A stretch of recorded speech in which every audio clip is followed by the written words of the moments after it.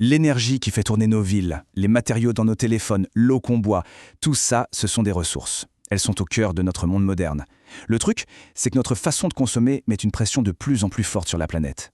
Voilà la grande question, n'est-ce pas? On va explorer ensemble cette tension.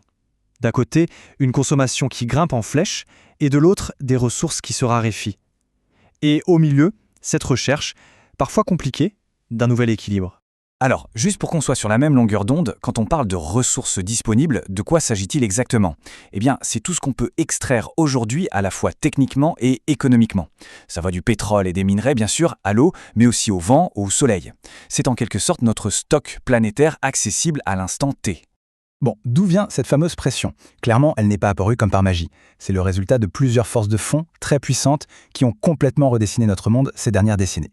Et ces forces, les voilà. On a 3 énormes moteurs qui tournent à plein régime. D'abord, la croissance économique mondiale. Ensuite, une population qui ne cesse de grandir. Et enfin, des villes qui s'étendent partout. Mettez ces 3 éléments ensemble et vous obtenez une demande qui explose pour l'énergie, l'eau et les matières premières.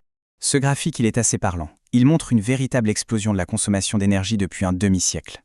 Notre développement s'est littéralement construit sur les ressources, et principalement les énergies fossiles. Ce qu'il faut bien comprendre ici, c'est que notre modèle de croissance est directement branché sur notre consommation de ressources. Mais attention, cette pression, ce n'est pas juste une courbe sur un graphique. Dans le monde réel, elle crée des tensions, elle génère des risques bien concrets et elle creuse les inégalités un peu partout sur le globe.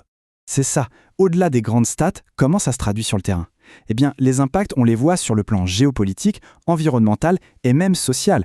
60%, c'est la part des réserves mondiales de pétrole qui est concentrée dans une seule région, le Moyen-Orient. Quand une ressource aussi stratégique est répartie de manière si inégale, ça devient forcément une source de tension géopolitique constante. Et ce n'est pas que le pétrole. Regardez cette carte. Elle dessine ce qu'on pourrait appeler les points chauds des futures guerres de l'eau. Prenez des bassins comme celui du Nil ou de l'Euphrate. Un barrage construit en amont par un pays peut menacer l'accès à l'eau de millions de personnes en aval.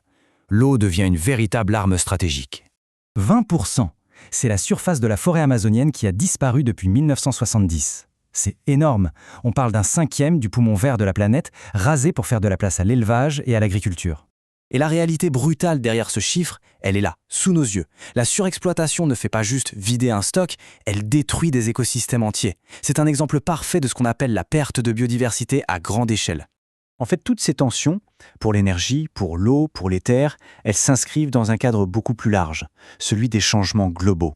C'est un terme qui englobe toutes les modifications profondes que nos activités imposent à la planète. Ok, le constat est assez lourd. Mais face à ça, une prise de conscience mondiale est en train de s'organiser. On passe maintenant du problème à la recherche de solutions, à l'élaboration d'une nouvelle manière de voir et de gérer nos ressources. Et cette nouvelle stratégie, elle se joue sur plusieurs niveaux. Tout part d'une prise de conscience globale, qui doit ensuite se traduire concrètement dans l'aménagement de nos territoires, et qui passe par des changements majeurs, comme la transition énergétique. À l'échelle de la planète, cette prise de conscience a donné naissance à ces 17 objectifs de développement durable. C'est une sorte de feuille de route commune à tous les pays pour essayer de construire un futur qui soit à la fois prospère et respectueux des limites de la planète. Mais si on zoome un peu, au niveau d'un pays par exemple, on voit comment ça se concrétise. Ici en France, le déploiement de l'énergie solaire est un exemple direct de cette volonté d'agir en lien avec les engagements de l'accord de Paris sur le climat. C'est un des piliers de la transition énergétique. Mais cette transition, c'est bien plus que produire de l'électricité différemment. Ça touche à tout. Comment on aménage nos villes, comment on se déplace avec des transports plus propres. L'idée, c'est vraiment de repenser notre organisation pour qu'elle soit plus sobre et plus durable. Finalement, cette phrase résume parfaitement l'enjeu. Le défi n'est pas seulement technique, il est aussi et surtout culturel. Il s'agit en fait de réinventer nos manières de vivre pour qu'elles s'inscrivent dans la durée. Et c'est là toute la question. Les solutions existent, la prise de conscience est là, mais la pression sur les ressources, elle, continue d'augmenter.